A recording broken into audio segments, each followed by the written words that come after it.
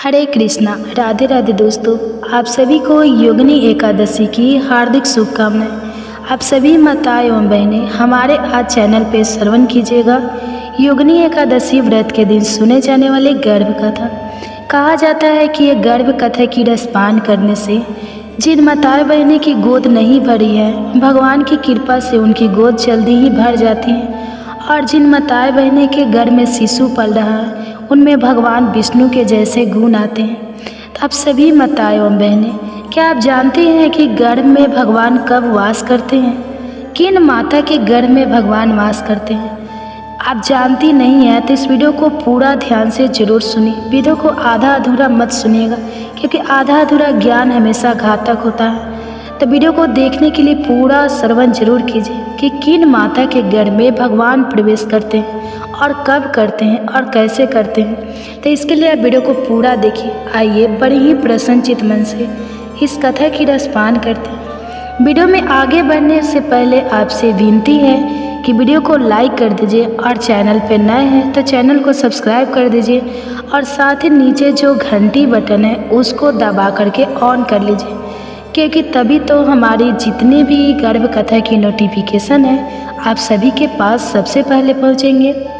और कमेंट्स में राधे राधे जरूर लिखिएगा। आप सभी पर भगवान की कृपा सदैव बरसती रहेगी। तो दोस्तों, चतुर्मास शुरू होने से पहले इस एकादशी का पालन किया जाता है। यह एकादशी मनुष्य के हर प्रकार के पापों का नाश कर देती है। उसे भगवान श्री विष्णु की परम भक्ति और उनकी श्रेष्ठतम सेवा प्रदान करती है। यह योगिनी एकादशी का पालन करने से मनुष्य के भौतिक जीवन के सभी मनोरथों की पूर्ति होती है, ऐसे हमारे शास्त्र कहते हैं। और इतना ही नहीं, उसके साथ साथ उसकी आध्यात्मिक प्रगति भी तीव्र गति से होती है। और इसलिए आषाढ़ मास के कृष्ण पक्ष में आने वाली इस योगिनी एकादशी का पालन करके एक भक्त अपनी साधना में तीव्रता से आगे बढ़ सकता है। इस बार योगिनी एकादशी आ रही है 2 दिन। कुछ लोग इसका पालन 21 जून को करेंगे और कुछ लोग 22 जून को।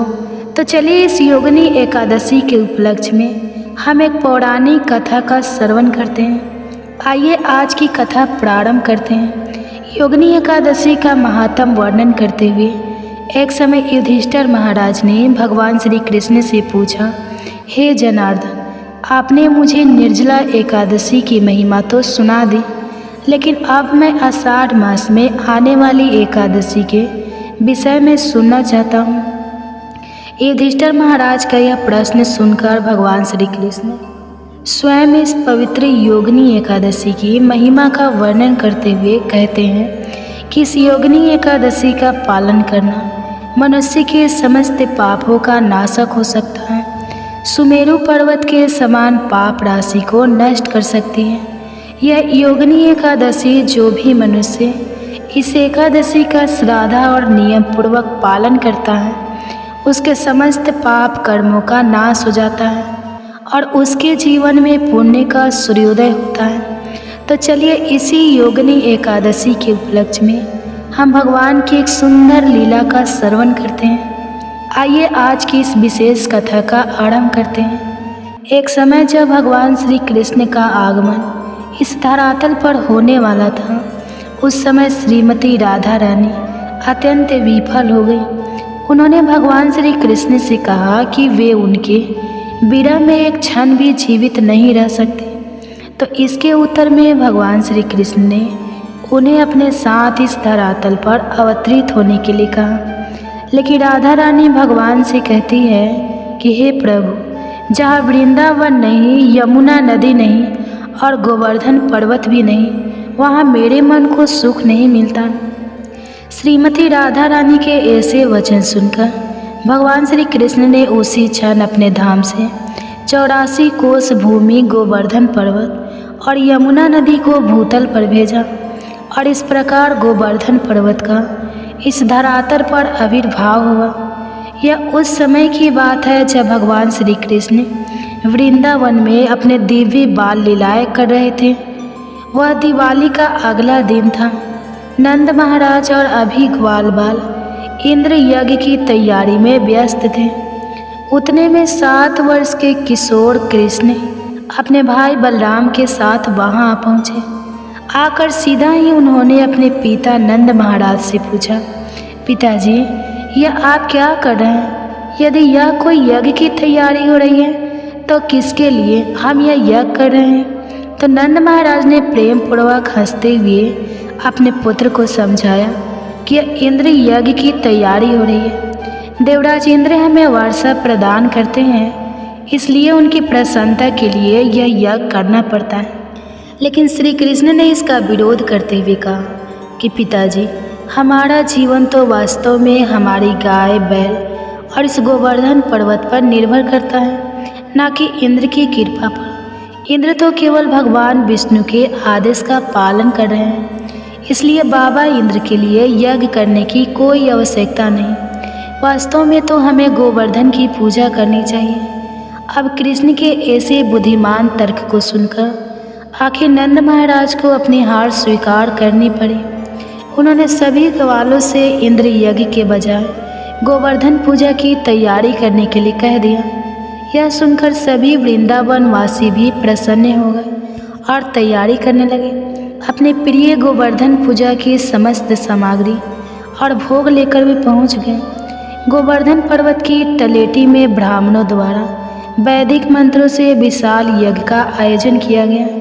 सभी ने अत्यंत आदरपूर्वक गोवर्धन पूजा में हिस्सा लिया। गिरिराज गोवर्धन पर्वत को अन्नकूट का भोग लगाया गया और उसके बाद ब्राह्मणों को भर पेट भोजन दिया गया। उन्हें गाय दान में दी गई और फिर सभी को विभिन्न प्रकार का स्वादिष्ट भोजन प्रसाद खिलाया गया। गायों को हरी घास दी गई। उसके बाद सभी ने नए नए वस्त्र और आभूषण धारण किए और अपनी गायों को आगे रखते हुए गोवर्धन पर्वत की परिक्रमा करने लगे। वे सब ढोल नगाड़े धूमधूमियाँ बजा रहे थे। बैलगाड़ी के पीछे सुंदर वस्त्रों में सजी हुई गोपियाँ श्री कृष्ण के गुणगान गा रहे थे। ब्राह्मण देव मंत्रों का उच्चारण कर रहे थे। इस प्रकार परिक्रमा पूर्ण होने के बाद गोवर्धन पर्वत के रूप में श्री कृष्ण स्वयं प्रकट हुए और उन्होंने कहा, मैं गोवर्धन हूँ, मैं आप सबकी पूजा से अत्यंत प्रसन्न हुआ हूँ। इस प्रकार कहते हुए उन्होंने उनको अर्पित सारी भोजन सामग्री खा ली। सभी ग्वाल गोपियों और ब्राह्मणों ने गोवर्धन को प्रणाम किया। फिर वे सब अपने अपने घर लौट आए। अब देखिए, यह बात देवराज इंद्र को बिल्कुल अच्छी नहीं लगी। जब उन्होंने देखा कि वृंदावन वासियों ने उनकी पूजा करने के बजाय गोवर्धन पर्वत की पूजा की है तो उन्हें बड़ा क्रोध आया। उन्हें लगा कि उनका तो अपमान हुआ है। उन्होंने उसी क्षण अपने सबसे भयंकर प्रलय रूपी बादलों को बुलाया, वृंदावन को भीषण वर्षा द्वारा नष्ट कर देने का आदेश दिया और देवराज का आदेश पाते ही सारे बादल गर्जना करते हुए वृंदावन पर टूट पड़े। चारों ओर भयंकर वर्षा होने लगी। वायुदेव के सैनिकों ने तूफान मचा दिया। बड़े बड़े ओलों के साथ खंभों जैसी मोटी बूंदों की वर्षा करने लगी। कुछ ही समय में संपूर्ण वृंदावन में बाढ़ आ गई। गायों ने अपने बछड़ों को अपने नीचे छिपा लिया। लोगों के घर बिखर गए और बिजली और वर्षा से बचने के लिए वे इधर उधर भागने लगे। ऐसी अवस्था में उन सभी ने भगवान श्री कृष्ण का आश्रय लेते हुए कहा, हे कृष्ण, आप भक्त वत्सल हैं। इंद्र के क्रोध से कृपया हमारी और इन गायों की रक्षा करें। जब भगवान श्री कृष्ण ने देखा कि सभी भानी इंद्र के कारण सभी वृंदावन वासियों को कष्ट मिल रहा है तो उन्होंने कहा, हे वृंदावन वासियों, आप भय ना करें। जिस गोवर्धन पर्वत की आपने पूजा की है वही आपकी रक्षा करेंगे। इसलिए अपने परिवार और गायों के साथ आइए, मेरे साथ हम उनकी शरण में जाते हैं। इतना कहकर श्री कृष्ण सभी वृंदावन वासियों के साथ गोवर्धन के पास पहुंच गए। वहां जाकर उन्होंने अत्यंत सरलता से बाएं हाथ की छोटी अंगुली से गोवर्धन पर्वत को उठा लिया। सभी वृंदावन वासियों को आदेश दिया कि वे सब गोवर्धन के नीचे आ जाएं। अब कृष्ण का आदेश पाते ही नंद महाराज, यशोदा मैया और सभी वृंदावनवासी गोवर्धन के नीचे आ गए। इंद्र की प्रचंड वर्षा से बचने के लिए श्री कृष्ण ने सुदर्शन का आगाहन किया, जो कि अपने प्रचंड तेज से उस वर्षा के जल को अंदर आने से रोक रहा था। और तभी शेष नाग ने गोवर्धन की बाहरी तलहटी पर कुंडली मारकर दीवार खड़ी कर दी, जिससे बाढ़ का पानी अंदर ना आ जाए। बाहर में इंद्र के बादल गरजते रहे और अंदर में वृंदावनवासी बिना किसी भूख और प्यास के अपने श्री कृष्ण के मुख का रसपान करते रहे। इस प्रकार 7 दिन और 7 रात्रि तक श्री कृष्ण ने गोवर्धन पर्वत को उठाकर सभी वृंदावन वासियों की रक्षा की। 7वें दिन जब इंद्र अपना इरावत पर बैठकर ब्रज से प्रहार करने के लिए पधारे, तो उसी क्षण कृष्ण ने उनके हाथ और ब्रज दोनों को स्तंभित कर दिया। यह देखकर इंद्र अत्यंत भयभीत हो गए। उसी क्षण वहाँ से अपनी सेना के साथ भाग गए। उनके जाते ही वृंदावन में सारा बाढ़ का पानी अदृश्य हो गया। बादल छट गए, फिर से सुंदर धूप निकले और वृंदावन पहले जैसा ही रमणीय बन गया। यह देखकर श्री कृष्ण ने कहा, हे मेरे प्यारे वृंदावन वासियों, अब आप सब अपनी पत्नियों और परिवार के साथ बाहर आ सकते हैं। वर्षा रुक चुकी है और बाढ़ का पानी भी उतर चुका है।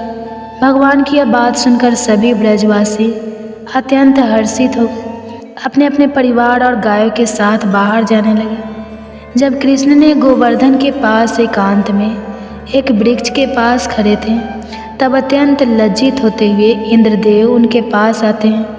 उन्होंने सुरभि गाय को आगे रखा हुआ था और अपना तेजस्वी मुकुट भगवान के चरणों में रखते हुए भगवान से क्षमा याचना करने लगे। उन्होंने भगवान से अपने इस अपराध के लिए क्षमा मांगी और अंत में सुरभि गाय ने अपने दूध से भगवान का अभिषेक किया। उस दूध की धारा गोवर्धन पर बहने लगी और वहाँ से गोविंद कुंड का निर्माण हुआ। इंद्रदेव ने आकाश गंगा से भगवान का अभिषेक किया और यह जल जब गोवर्धन से होते हुए नीचे आया, तो वह उस स्थान पर मानसिक गंगा बनकर बहने लगा, जो आज भी समस्त पापों का नाश करती है। वृंदावन वासियों ने गोवर्धन पर्वत की पूजा आज के ही दिन की थी। इसी प्रथा का पालन करते हुए हम प्रत्येक वर्ष कार्तिक मास के शुक्ल पक्ष की प्रतिपदा के दिन गोवर्धन पूजा का पर्व मनाते हैं। इस दिन गोवर्धन पर्वत और गायों की पूजा की जाती है। गिरिराज गोवर्धन की परिक्रमा होती है और भगवान को अनेक प्रकार के व्यंजनों से बना हुआ विशेष अन्नकूट का भोग लगाया जाता है। गोवर्धन परिक्रमा के विषय में गर्ग संहिता में बताया गया है कि ऋषि मुख सहगिरी और देवगिरी पर्वत तथा संपूर्ण पृथ्वी की यात्रा करने पर मनुष्य जिस पुण्य फल को प्राप्त करता है, उसे कई गुना अधिक फल मनुष्य को गोवर्धन की परिक्रमा करने पर मिलता है। अतः गिरिराज के समान कोई तीर्थ ना तो पहले कभी हुआ है और ना ही भविष्य काल में होगा। और यह कथन गर्ग संहिता में स्वयं नारद मुनि कहते हैं। जो व्यक्ति गोवर्धन पूजा के दिन गिरिराज गोवर्धन की इस कथा का श्रवण भी करता है, उसके पूर्व जन्मों के समस्त पाप नष्ट हो जाते हैं और गिरिराज गोवर्धन की विशेष कृपा प्राप्त होती है। चलिए अब बात करते हैं आने वाले भागवत गीता कोर्स के बारे में। इस बार की तरह हर बार भी इस मंदिर लुधियाना सिविल लाइंस द्वारा एक विशेष 18 क्षेत्रीय भागवत गीता कोर्स शुरू होने जा रहा है। यह सर्टिफिकेट कोर्स है और इसमें इस मंदिर के वरिष्ठ भक्त हिज ग्रेस आश्रय गिरिराज प्रभु जी द्वारा 18 सत्रों में भागवत गीता का कोर्स सिखाया जाएगा। यह ऑनलाइन जीएम पर रहेगा और इस कोर्स के लिए कोई भी रजिस्ट्रेशन कर सकते हैं, चाहे महिलाएं हो या पुरुष, बच्चे हो या वृद्ध, सभी के लिए कोर्स अवेलेबल है। तो जल्दी से जाइए और मेरे चैनल को सब्सक्राइब कर दीजिए और वीडियो को लाइक कर दीजिए। अगर आपको यह कथा अच्छी लगी है तो इसे आपके परिवार और मित्रों को भी शेयर कीजिए, ताकि आज के दिन इस कथा का श्रवण का पुण्य फल उन्हें भी प्राप्त हो। और इस वीडियो को लाइक ज़रूर कीजिएगा। अगर आपको हमारे द्वारा किया जा रहा इस वैदिक प्रमाणभूत ज्ञान का प्रचार कार्य अच्छा लग रहा है, तो आप आने वाली ऐसी ही प्रमाणभूत कथाओं को सुनते रहने के लिए हमारे चैनल को सब्सक्राइब जरूर करें। तो चलिए गोवर्धन धारी श्री कृष्ण से प्रार्थना करते हैं कि वे हमारे अनर्थों से हमें मुक्ति प्रदान करें और अपनी शुद्ध भक्तिमय सेवा में संलग्न करें। हरे कृष्णा। तो ये थी योगिनी एकादशी व्रत की कथा कैसी लगी कमेंट्स में ज़रूर बताइए और राधे राधे हरे कृष्णा ज़रूर लिखिए और चैनल को सब्सक्राइब कर लीजिए प्लीज़। अब सुनिए गर्भ कथा। और वहीं से प्रारंभ होता है एक आत्मा की अगली यात्रा। केवल एक शिशु का निर्माण नहीं बल्कि युगों की संस्कृति, चरित्र और चेतना का बीजारोपण। क्योंकि आरसियों ने कहा है जिस गर्भ में विचार जन्म लेते हैं वहाँ संतान विचारशील होती है और जिस गर्भ में श्रद्धा, शांति और सत्य की ध्वनि गूंजती है वहाँ आत्मा को ईश्वर का साक्षात्कार होता है। माता कुंती जब मंत्र बल से देवताओं का आवाहन करती हैं तब धर्म, वायु, इंद्र जैसे गुण पुत्र रूप में अवतरित होते हैं। देवकी जब मौन व्रत सत्वर संपन्न को वर्ण करती हैं तब उनके गर्भ से प्रकट होते हैं स्वयं योगेश्वर, जिनकी एक वाणी युगों की गूंज बन जाती है। माता कौशल्या जब भक्ति से अपने अंतःकरण को सींचती हैं तब उनके गर्भ में अवतरित होते हैं मर्यादा पुरुषोत्तम, जिनकी छवि त्रिलोक में पूज्य बनती है। गर्भ कोई साधारण स्थिति नहीं, यह ब्रह्मांड के भीतर एक नया ब्रह्मांड रचने का प्रारंभ है। यही वह क्षण है जहाँ चेतना शरीर को वास देती है और जीवन अपनी कथा की पहली पंक्ति लिखता है। जब अर्जुन युद्ध की रचना सुना रहे थे तब गर्भस्थ अभिमन्यु मौन होकर सुन रहा था। शब्द उसकी चेतना में उतर रहे थे और वही शौर्य उसकी युद्ध भूमि में शक्ति बनकर खड़ा हुआ। जब सती मदालसा अपने गर्भस्थ पुत्र से कहती है तो आत्मा है, तू अविनाशी है, तो यह केवल उपदेश नहीं, गर्भ में आत्मिक ज्योति का दीप प्रज्वलित है। जब प्रहलाद की माता नारद मुनि की वाणी सुन रही थी तब राक्षसी कुल में जन्म लेने वाली आत्मा विष्णु भक्त बन गई, क्योंकि गर्भ काल में सुना गया परमात्मा का नाम केवल श्रवण नहीं होता, वह आत्मा के बीज को सींचने वाली वह अमृत धारा बन जाता है जो जन्म के साथ साथ संस्कार भी साथ लेकर आती है।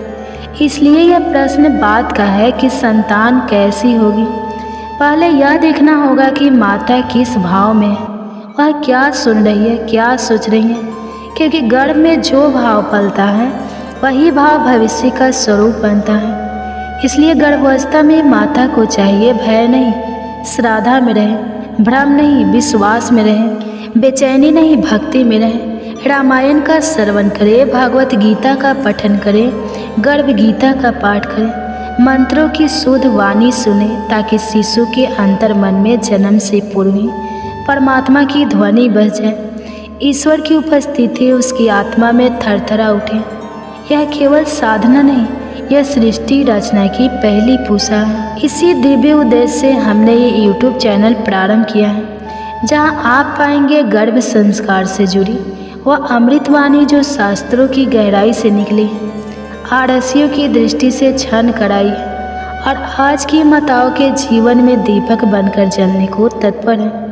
यहाँ आप जान पाएंगे गर्भ की ऊर्जा को कैसे शुद्ध किया जाए। तो अगर अभी तक आपने मेरे चैनल को सब्सक्राइब नहीं किया है तो प्लीज़ चैनल को सब्सक्राइब कर लीजिए और वीडियो को लाइक कर दीजिए और हाँ कमेंट्स में अभी राधे राधे जरूर लिखिए।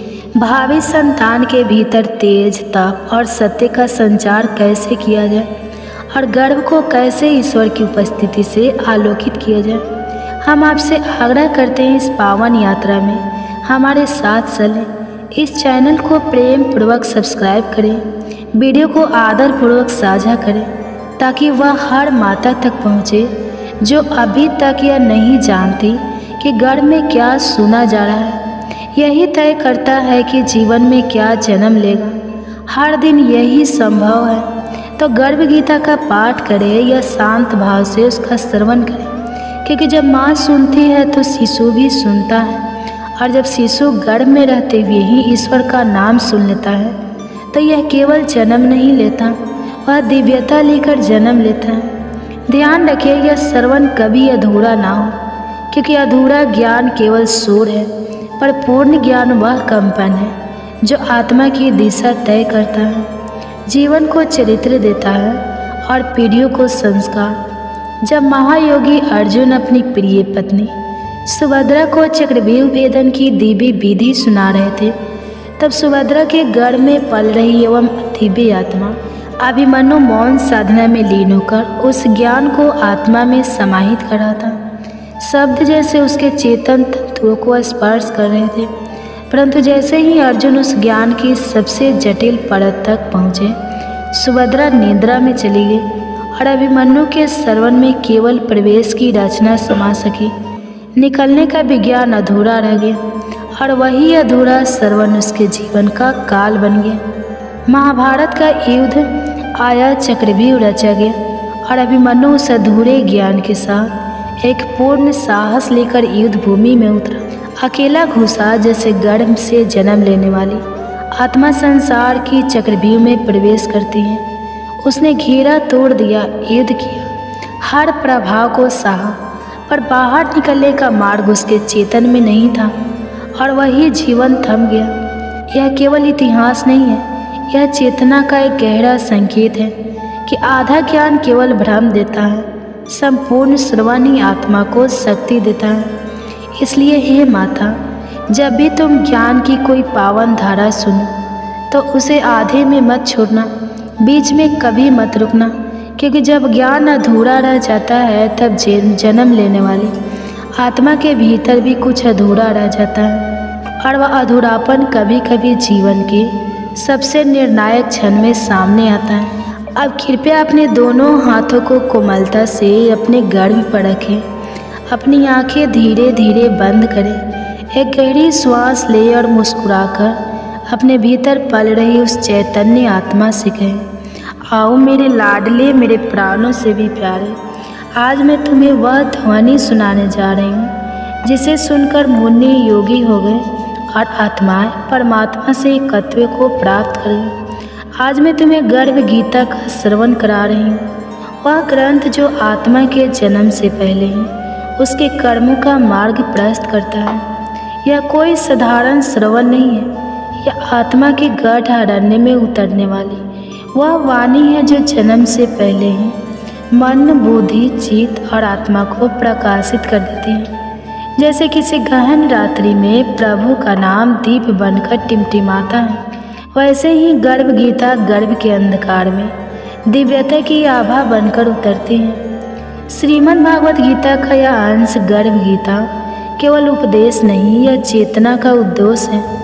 मंदिर के गर्भगृह में जैसे ईश्वर की उपस्थिति होती है, वैसे ही गर्भ में पल रही आत्मा के भीतर यह वाणी इस स्रोत की अनुभूति कराती है। श्री कृष्ण कहते हैं, जब आत्मा माँ के गर्भ में प्रवेश करती है वह पूरी तरह चेतन होती है, पर उसका शरीर सीमित होता है, वह असहाय होती है। छठे महीने में जब उसका शरीर आकार लेता है तब वह तीव्र पीड़ा सहती है और भीतर से विलाप करती है, हे प्रभु, मैंने ऐसा कौन सा कर्म किया है जो मुझे इस अंधकार, इस गहन अकेलेपन, इस असहायता में रहना पड़ रहा है। वह आत्मा भीतर से पुकारती है, क्षमा मांगती है और शरण की याचना करती है, परंतु यदि उसी क्षण माता अपने गर्भ में प्रभु के नाम की ध्वनि बहा दे तो वह वाणी आत्मा के भीतर दीपक बनकर जल उठती है और आत्मा को कहती है, तू अकेला नहीं है, तू माँ की भक्ति में सुरक्षित है और ईश्वर की करुणा में जागृत है। हे माता, आज जो वाणी तुम सुन रही हो वह केवल तुम्हारे लिए नहीं है, यह उस दिव्य आत्मा के लिए है जो तुम्हारे भीतर सांस नहीं ले रही, संस्कार ले रही है, जीवन नहीं गढ़ रही, भावी युग की दिशा गढ़ रही है। तो सुनो श्रद्धा से, मौन में, ध्यान में, संपन्न में, क्योंकि यह श्रवण केवल पाठ नहीं, यह एक यज्ञ है और यदि अधूरा रह गया तो आत्मा की चेतना भी कहीं न कहीं अधूरी रह जाएगी। पर यदि यह पूर्ण हुआ तो शिशु जन्म लेगा, वह केवल संतान नहीं होगा, वह तुम्हारी भक्ति की प्रतिध्वनि होगा, तुम्हारे तप का प्रतिरूप और तुम्हारे भीतर जागे ईश्वर का प्रत्यक्ष अवतरण होगा। जब आत्मा गर्भ में आती है तब वह कंपती है, वह भगवान से प्रार्थना करती है, करुण स्वर में पुकार लगाती है, हे प्रभु, मुझे इस मोह भरे जड़ताओं से घिरे असत्य और असार जगत में मत भेजो। यह संसार स्वार्थ का महासागर है, यह शरीर पीड़ा का बंधन है, यह जीवन केवल भ्रम है। मुझे मुक्त कर दो, मुझे मोक्ष दे दो। परंतु श्री कृष्ण कहते हैं, हे अर्जुन, उस आत्मा की प्रार्थना करुण होती है, परंतु उसके पूर्व जन्मों के कर्म उस करुणा से भी अधिक प्रबल होते हैं। और मैं उस प्रभु की तरह जो न्याय करता है मौन रह जाता हूँ, क्योंकि मैं प्रेम तो कर सकता हूँ पर कर्म फल की व्यवस्था को टाल नहीं सकता। जन्म उसका निश्चित हो जाता है और वह आत्मा पुनः इस चक्र में प्रवेश कर जाती है। हे अर्जुन, जब आत्मा गर्भ में होती है वह मृत्यु लोक से भी अधिक कष्ट सहती है। यह पीड़ा किसी बाहरी प्रहार की नहीं होती, यह उसकी अपनी ही की हुई वासनाओं, अहंकारों और अपवित्र कर्मों का प्रतिबिंब होती है। छठे माह में जब शरीर विकसित होता है तब आत्मा भीतर से कांपती है, वह पछताती है और स्वयं से वचन लेती है, इस बार मैं केवल धर्म को अपनाऊंगी, सत्य बोलूंगी, प्रेम करूंगी, किसी को पीड़ा नहीं दूंगी, केवल भगवान को स्मरण करूंगी। परंतु जैसे ही जन्म समीप आता है, जैसे ही शिशु की देह सुदृढ़ होती है, वैराग्य की वह अग्नि बूझने लगती है, चेतना फिर से संसार के स्पर्श में आने लगती है और जन्म लेते ही आत्मा सब भूल जाती है। वह अपनी ही प्रतिज्ञा, अपने ही आंसू को विस्मृत कर देती है और माया मुस्कुराकर उसे अपने गोद में बैठा लेती है। हे अर्जुन, यही वह कारण है कि आत्मा इस चक्र में फंसी रहती है, जन्म लेकर मृत्यु को खोजती है और मृत्यु के बाद पुनः गर्भ का अंधकार भोगती है। गर्भ गीता केवल ग्रंथ नहीं, यह जीवन का दर्पण है। यह आत्मा के उस अधूरे संकल्प की स्मृति है जिसे जन्म लेते ही हम भूल जाते हैं। यह ग्रंथ केवल बताता नहीं, यह भीतर दिखाता है जो हमारे भीतर है, उसे जानने का रास्ता देता है। यह आत्मा को उसकी मूल स्थिति की ओर ले जाता है। भगवान श्री कृष्ण कहते हैं, जो भी आत्मा गर्भ गीता का मनन करती है, श्रद्धा से उसका श्रवण करती है और इसे मर्तत्व के दौरान अपने भीतर उतारती है, वह आत्मा इस जन्म और मृत्यु के चक्र से मुक्त हो जाती है।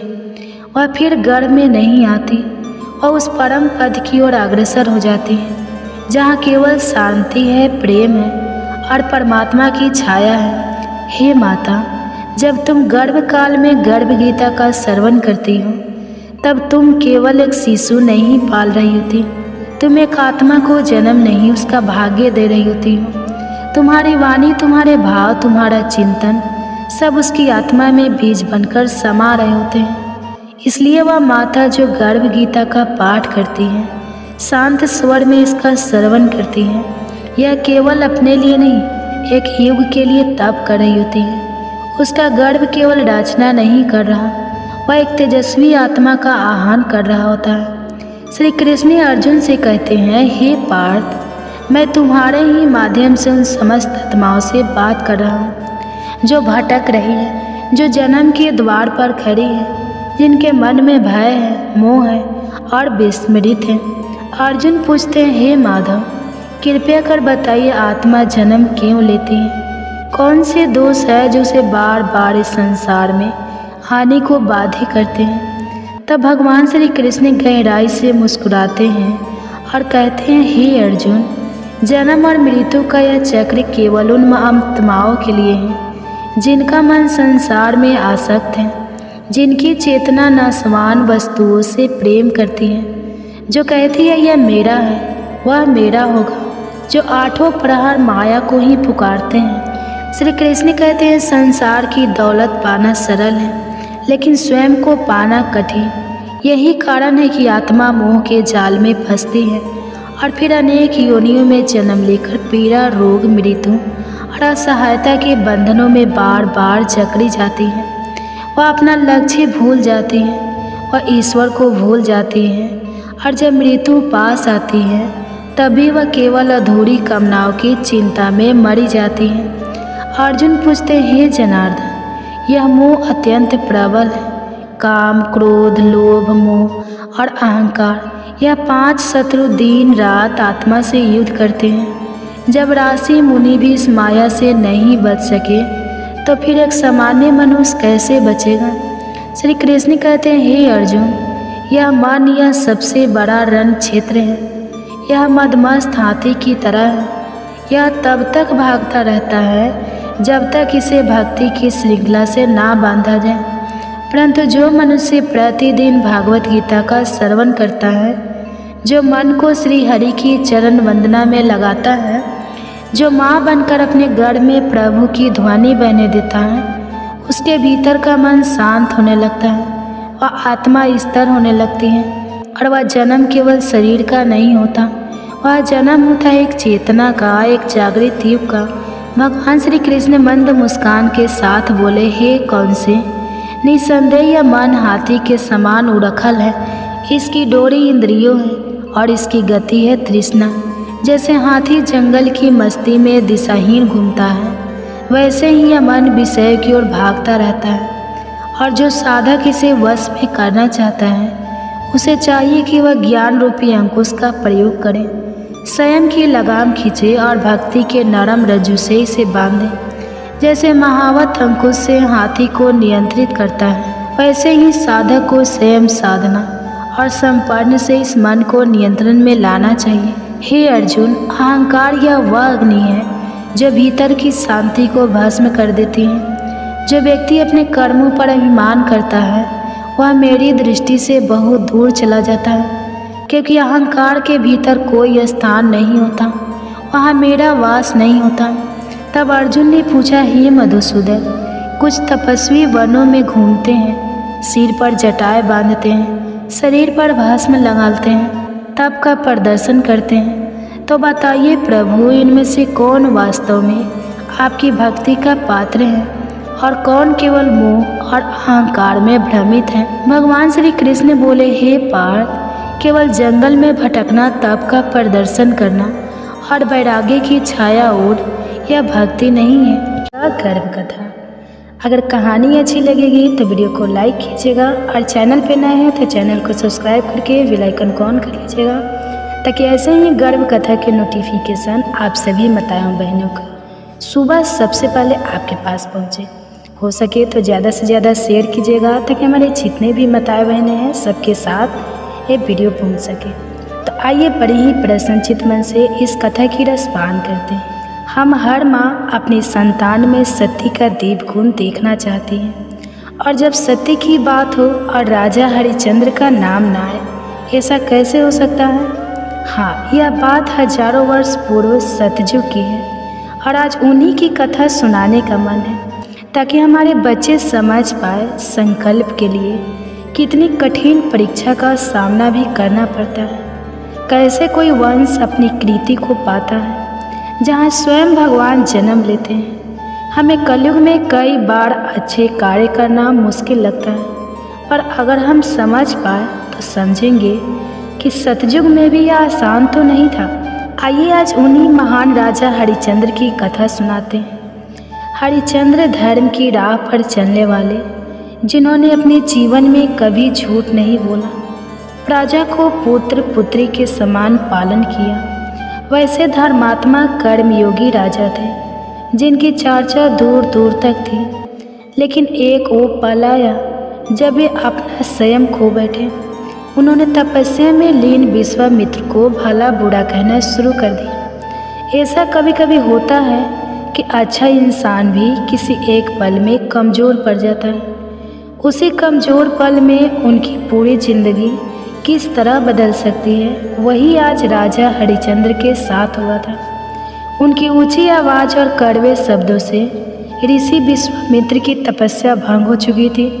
उनकी वर्षों की साधना मिट्टी में मिल गई। उसी वक्त राजा को होश आया कि उनसे कितनी बड़ी गलती हो गई। उधर महर्षि का चेहरा क्रोध से तमतमा रहा था। उन्होंने गुस्से में सामने खड़े राजा को देखा और गरजते हुए बोले, राजन, तुम्हारा यह अहंकार तुम्हें बहुत भारी पड़ेगा।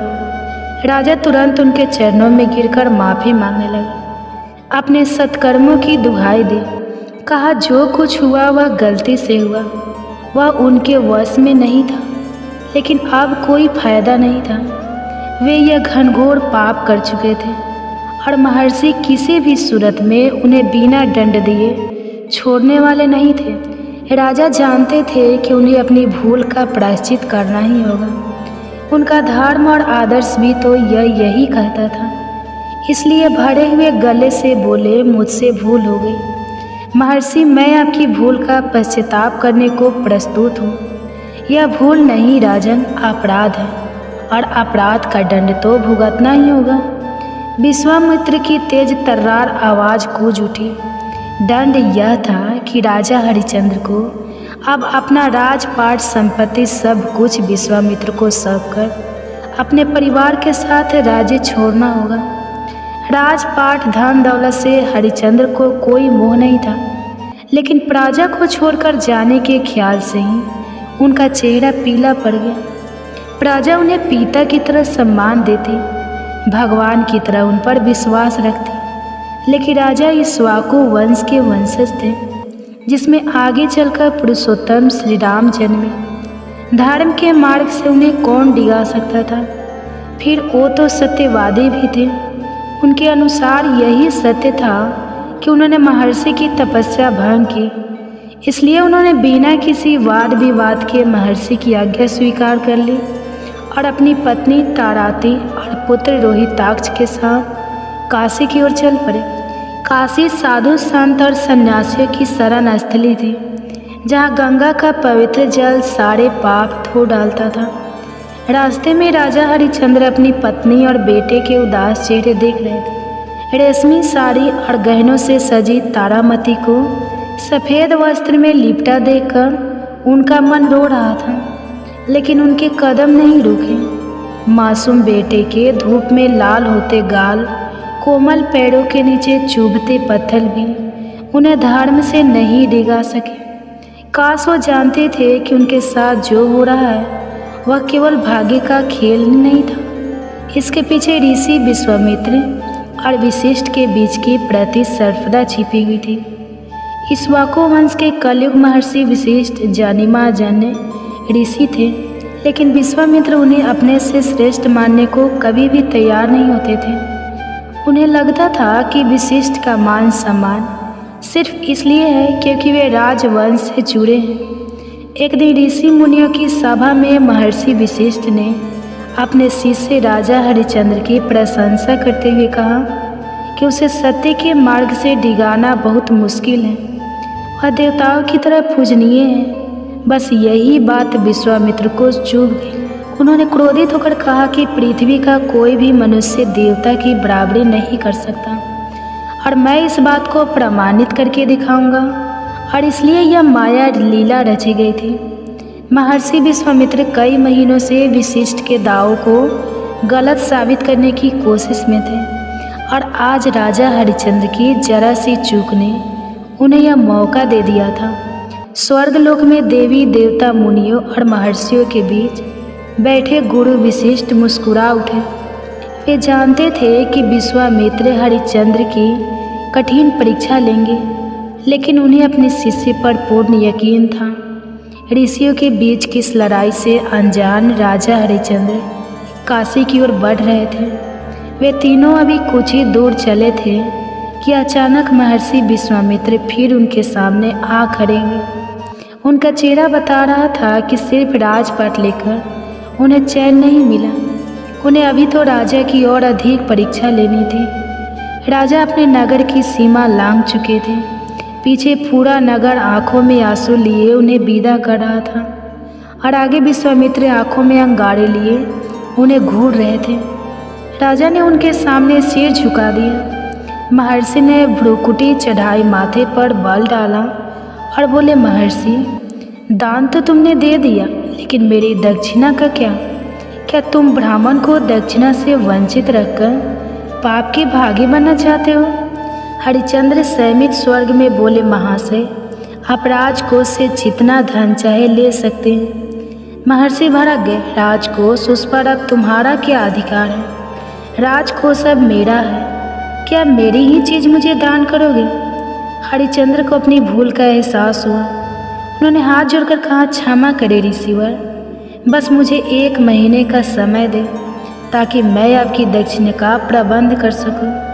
लगातार 1 महीने तक पैदल चलने के बाद हरिश्चंद्र अपने परिवार के साथ काशी पहुँचे। वे थक चुके थे। उनकी पत्नी तारामती और पुत्र रोहिताक्ष भी अब 1 कदम चल पाने की हालत में नहीं थे। हरिश्चंद्र कुछ खाने पीने का प्रबंध करने के बारे में सोचने लगे, लेकिन भिक्षा मांगना उन्हें शोभा नहीं देता था। उन्होंने विचार किया कि मेहनत करके 2 वक्त की रोटी कमाई जा सकती है। इसी सोच में डूबे थे कि सामने महर्षि विश्वामित्र आ गए। उन्होंने करीब आकर हाथ आगे बढ़ाया और कहा, मेरी दक्षिणा का इंतजाम हो गया।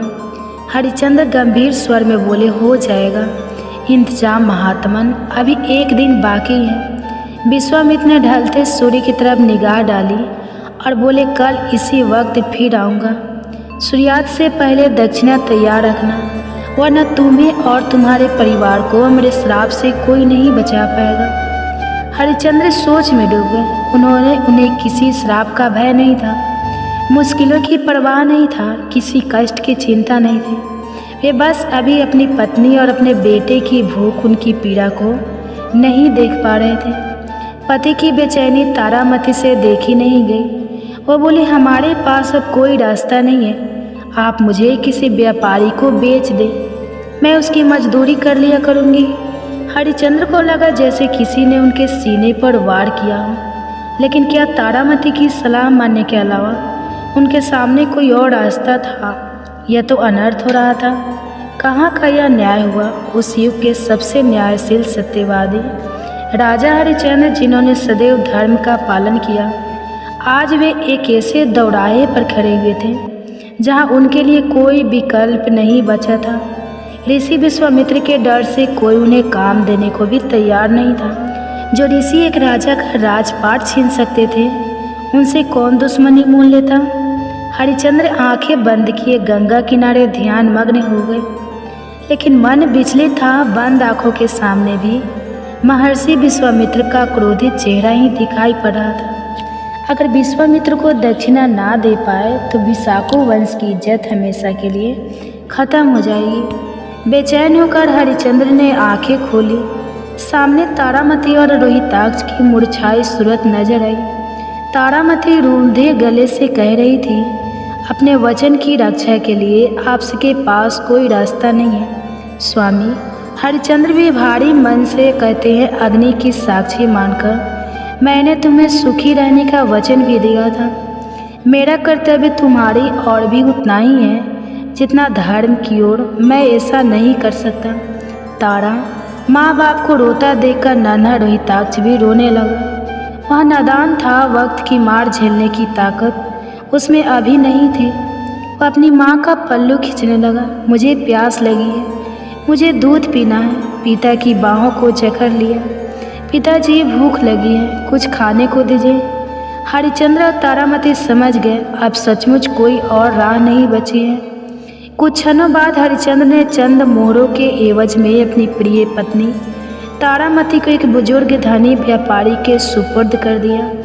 तारामती ने अपनी अंगुलियां हरिश्चंद्र की हथेलियों के बीच से छुड़ाई और व्यापारी के साथ चल दी। माँ को जाते देख रोहिताक्ष बिलखने लगा।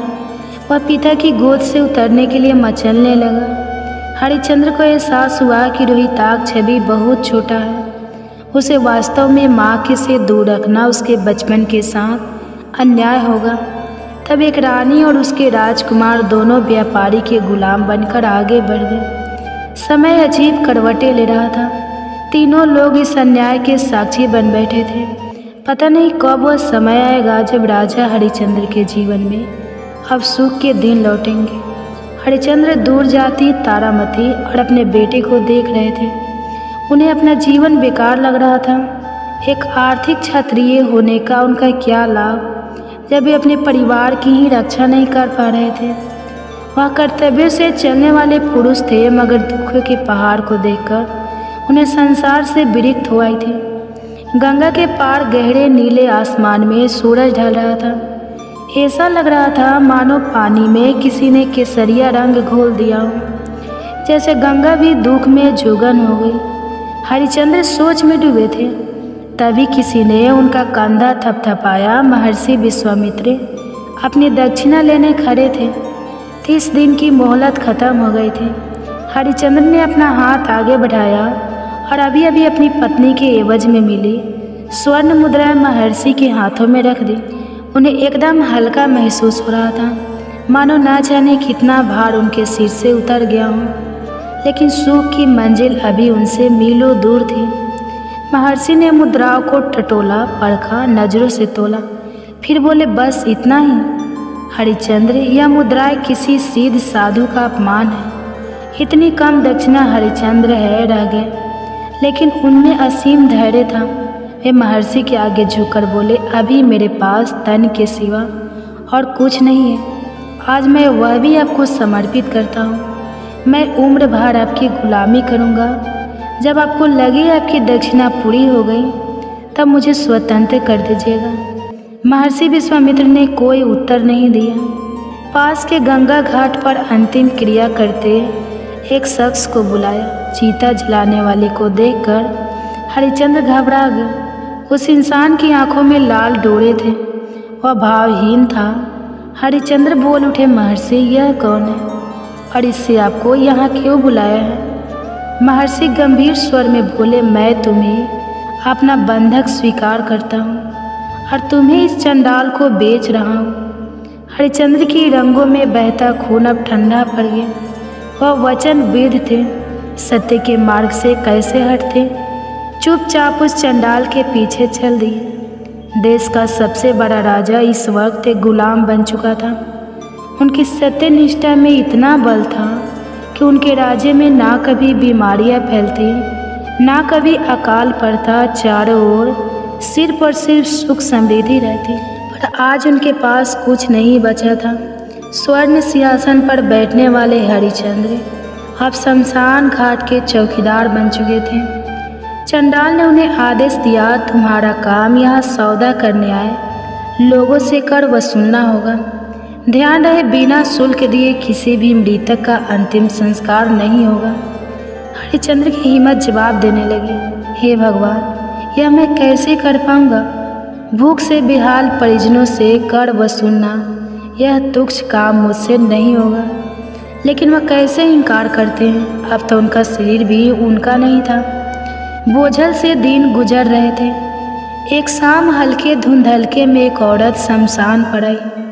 उसने अपने आंचल से अपने बच्चे को ढक रहा था। जैसे ही वह करीब आई, हरिचंद्र चौंक गए। तारामती, और यह बच्चा रोहिताक्ष नहीं, यह नहीं हो सकता। हरिचंद्र वही धरती पर बैठ गए। तारामती ने रूधे गले से बताया, सांप ने हमारे बच्चे को डस लिया है। उसकी आवाज़ पिघले शीशे की तरह हरिचंद्र के कानों में उतर रही थी। तारामती अपने बच्चों का अंतिम संस्कार कराने आई थी, पर हरिचंद्र यहाँ नियमों से बंधे थे। उन्होंने तारामती से भी शुल्क अदा करने को कहा। तारामती रो पड़ी, मैं कहाँ से लाऊं? मेरा तो खुद अपने आप पर अधिकार नहीं है। अपने ही संतान को मैं यहाँ लेकर आई हूँ। क्या इससे बड़ा दुख मेरे लिए और कुछ हो सकता है? पर मैं अंतिम संस्कार नहीं करा सकता। तारा मेरे हाथ कर्तव्यों की डोर से बंधे हैं। अपने बच्चों का भी तारा के शब्द गले में अटके जा रहे थे। हरिचंद्र ने तारामती को समझाया, जिस सत्य की रक्षा के लिए मैंने अपना महल, राजपाट, स्वयं अपने परिवार तक को त्याग कर दिया, आज वही सत्य की रक्षा की घड़ी है। हरिचंद्र तारामती को तो समझा रहे थे, लेकिन वो खुद को कैसे समझाते? उनका भीतर से कलेजा फट रहा था। एक इंसान के रूप में वे कर्तव्य विनिष्ठ थे, लेकिन एक पिता, एक पति के रूप में वे खुद को हारा हुआ महसूस कर रहे थे। उन्होंने हिम्मत करके तारामती से कहा, अच्छा, तुम कफन के रूप में अपनी साड़ी का एक टुकड़ा ही दे दो। तारामती सदमे में थी। एक साड़ी से बेटे का कफन बनाने के बाद तन ढकने भर का ही कपड़ा बचा है। आप ही बोलो, अब उसे कैसे दूँ? हरिचंद्र को लगा जैसे आसमान उनके सर पर आ गिरा हो। फिर भी खुद को संभालते हुए बोले, देवी, कर तो देना ही होगा। हरिचंद्र की बात सुनकर तारामती काँप उठी। उसने अविश्वास से हरिचंद्र की ओर देखा, लेकिन उनकी नज़रों में कोई रियायत ना देखकर अपनी साड़ी का बचा कुचा कपड़ा फाड़ने लगी। तभी अचानक शमशान में रोशनी फैल गई। हरिचंद्र थे। उनके सामने साक्षात धर्मराज खड़े थे। उनके पीछे स्वर्ग लोक के सभी देवी देवता और महर्षि विश्वामित्र भी खड़े थे। आप धन्य हैं राजन, इतनी कठिन परिस्थिति में तो देवता भी धर्म के मार्ग से भटक जाते हैं, लेकिन आपने धर्म नहीं छोड़ा। आज ऋषि विश्वामित्र की आवाज़ श्रद्धा से भर आई थी। राजा हरिश्चंद्र इस परीक्षा में सफल हुए। मानो जैसे शाम का धुंधल छट गया हो, सब कुछ एक सपने की तरह खत्म हो गया हो। बेटा रोहिताक्ष फिर से जीवित हो गया था। रानी तारामती को पुनः ऐश्वर्य प्राप्त हो चुका था। राजा हरिश्चंद्र फिर सभी ऐश्वर्यों के साथ अपनी राजधानी में थे। आज बस उनका नाम सदियों के लिए अमर हो गया था। सभी के बीच सत्य की रक्षा करने के लिए सबसे अधिक प्रिय बन गया था। आप सभी माताएं एवं बहनें आज हमारे YouTube चैनल पर श्रवण करेंगे कृष्ण के जन्म के समय की स्तुति। तो माताएं एवं बहनें, आपसे अनुरोध है कि वीडियो को लाइक कीजिएगा और चैनल पर नए हैं तो चैनल को सब्सक्राइब करके बेल आइकन को ऑन कर लीजिएगा, ताकि ऐसे ही वीडियो के नोटिफिकेशन आप सभी के पास सबसे पहले पहुँचे। कहा जाता है कि गर्भावस्था में अगर पूरी भागवत ना भी सुन पाए तो कृष्ण के जन्म के समय की स्तुति अपने गर्भ में पल रहे शिशु को जरूर श्रवण कराना चाहिए। श्रवण करने से गर्भ में पल रहे शिशु पर भगवान के जैसे ही गुण आते हैं। तो आइए बड़े ही प्रसन्न चित्त मन से इस कथा का रसपान करते हैं। मथुरा नगरी के हृदय में जब अंधकार धीरे धीरे गहराने लगा, अत्याचार की छाया लोगों की आत्मा को डसने लगी थी। कंस का आतंक दिन प्रतिदिन बढ़ता जा रहा था। धर्म के लिए यह काल रात्रि के समान था। नर नारी पशु पक्षी यक्ष गंधर्व सभी किसी चमत्कारी ज्योतिष की प्रतीक्षा कर रहे थे। देवकी वासुदेव की अर्धांगिनी मथुरा के राजमहल में अपने 8वें पुत्र के गर्भधारण की अवस्था में थी। वह पुत्र कोई साधारण जीवात्मा नहीं, स्वयं श्रीहरि का अंश था। देवकी का गर्भधारण करना मानव सृष्टि के मध्य अंधकार में एक दीपक के जलने के समान था। जब नारद मुनि को यह ज्ञात हुआ कि नारायण स्वयं इस धरा पर अवतरित होने वाले हैं, वे अत्यंत प्रसन्न हुए। वे तत्काल ब्रह्मलोक, कैलाश, यमलोक, इंद्रलोक सभी में यह शुभ समाचार फैलाने लगे। देवगण एकत्र होकर क्षीर सागर के निकट पहुँचे, जहाँ भगवान विष्णु विश्राम कर रहे थे। सभी देवताओं ने उनके चरणों में गिरकर प्रार्थना की।